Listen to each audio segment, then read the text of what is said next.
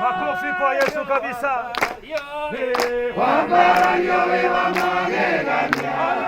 Nae Bagake na mamuona no kya kenene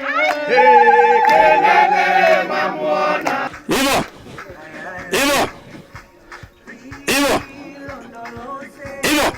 Hivyo cheza twende hapo.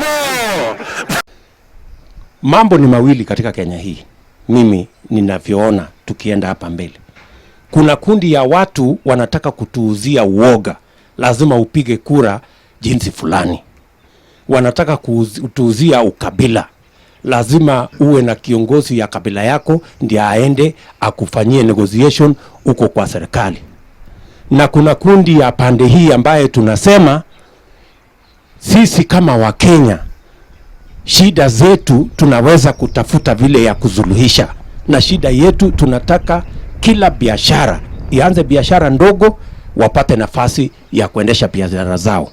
Na kwa sababu tuko na watoto katika kila boma ambao hawana kazi, lazima kupatikane sera ambayo itahakikisha hawa watoto wanapata kazi, na hiyo tuko naye, we know what to do. Kisha ndugu yangu Simon